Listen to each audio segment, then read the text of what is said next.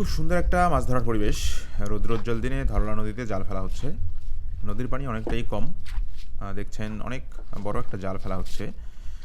এই জালটাকে পোতার জাল বলে আমাদের এদিকে। বিভিন্ন জায়গায় এই জালটাকে বিভিন্ন নামে ডাকে। দেখছেন অনেক বড় একটা জাল, জালের অনেক বড় বড় ফাঁস। এই জালে মূলত বড় বড় সাইজের মাছ আটকায়, আর ছোটো মাছগুলি এনারা ধরেন না। তো জাল ফেলার পরে অক্সিজেন নিয়ে এই জায়গাটায় ডোবা হবে, নদীর তলদেশে গিয়ে সেখানে মাছ ধরে নিয়ে আসা হবে, অথবা জালের সাথে মাছ পেঁচিয়ে দেওয়া হবে।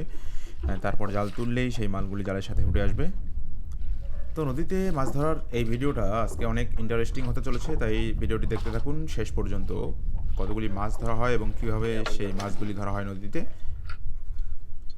আরে ভাই তেরা এখানে আমি কভার হবো না অনেক কথা বেড়ে কত পাউন্ড দিলাম তারপরে পিছলি যায়। এই মেশিন স্টার্ট দিয়েই অক্সিজেন মাস্ক করে নদীর তলদেশে যাওয়া হবে। দেখতে থাকুন কীভাবে অক্সিজেন মাস্ক নিয়ে নদীর তলদেশে যাওয়া হয়। উনি যে জিনিসটা দেখছেন এটা হচ্ছে মূলত ভার, নদীর তলদেশে ডুবে থাকতে সাহায্য করবে এই জিনিসটা। কোমরের মধ্যে বস্তা বেঁধে নিয়েছেন যাতে বিভিন্ন বড় মাছ পান, ছোটো মাছ পান। কেমন আছেন সবাই? আশা করি সবাই অনেক ভালো। তো দেখতে থাকুন ভিডিওটি শেষ পর্যন্ত। মাছ পাওয়া যায় এই জায়গাটায়। তো আজকে চলে এসেছি হচ্ছে অক্সিজেন দিয়ে মাছ ধরার জন্য। অক্সিজেন দিয়ে মাছ ধরার জন্য আসলে কোথায় চলে আসছে সেটা যদি আমি একটু আপনাদেরকে বলি। তো এটা হচ্ছে ধরলা নদী। ধরলা নদীতে গত এই সপ্তাহের মধ্যে গত 7 দিনের ভিতরে কিন্তু আমরা আবার আসছিলাম এই ধরলা নদীতে অক্সিজেন দিয়ে মাছ ধরার জন্য। তো মোটামুটি আর কি আমরা সফল হইতে পারছি। তো এই জন্য আর কি আজকেও চলে আসছি অক্সিজেন দিয়ে ধরলা নদীতে মাছ ধরার জন্য। তো আমাদের যে দক্ষ যুবক নদী এখানে কিন্তু অলরেডি মাছ করে ডুবে গেছে আপনারা। তো অলরেডি কিন্তু উনি অক্সিজেনের যে মাছ আমাদের সেই মাছ করে কিন্তু পানির তলদেশে চলে গেছে মাছ ধরার জন্য। তো ইনশাল্লাহ আমরা আশাবাদী যে বেশ কিছু সংখ্যক মাছ উনি তুলে নিয়ে আসতে পারবে। যে ভাই অক্সিজেন নিয়ে ডুবেছিলেন, নদীর ভাই দেখছেন উনি উঠে আসছেন। কিছুক্ষণের মধ্যে সেই বড় আকৃতির জালটি তোলা হবে এবং দেখানোর চেষ্টা করব একটি মাছ ধরা পড়লো আজকে জালে। খুব অল্প সময়ের মধ্যেই সেই জালটি তোলা হবে। দেখছেন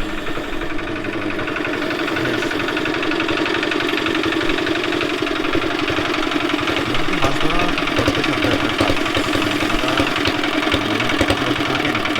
মাছ ধরেছেন দেখতে পাচ্ছেন কতটা রিস্ক নিয়ে নদীতে নামতে হয়েছিল। মাশাআল্লাহ মেশিন বন্ধ হয়ে গেছে, কিছুক্ষণের মধ্যেই জালটি তোলা হবে। জাল তোলা শুরু হয়ে গেছে, দেখতে থাকুন শেষ পর্যন্ত কি কি মাছ পাওয়া যায় আজকে এই জায়গাটায়। মাছ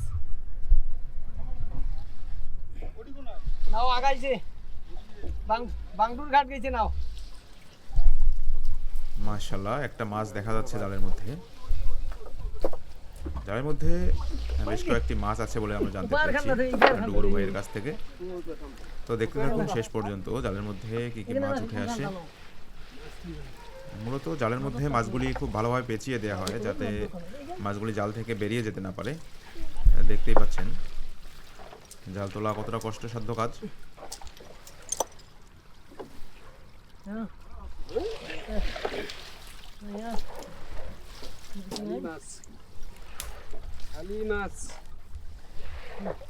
মাশাআল্লাহ জাল তোলা মোটামুটি শেষ।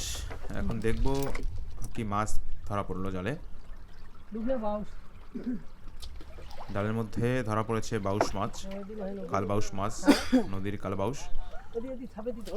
বেশ ভালো সাইজের একটা মাছ দেখা যাচ্ছে। আরও একটা মাছ আছে, কি কি মাছ আছে সেটাই দেখানোর চেষ্টা করব।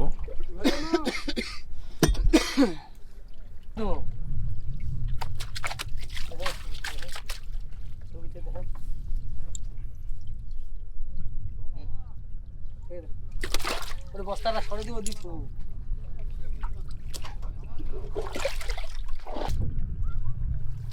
নৌকা বানাইতে কত টাকা খরচ করছে? ওই হিসাবে হাতে 1000 করে দেওয়া হয়।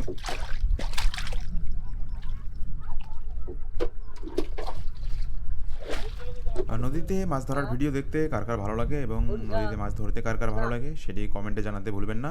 ভিডিওটি ভালো লাগলে অবশ্যই আমাদের পেজটিকে ফলো করে আমাদের সাথেই থাকবেন। ধন্যবাদ।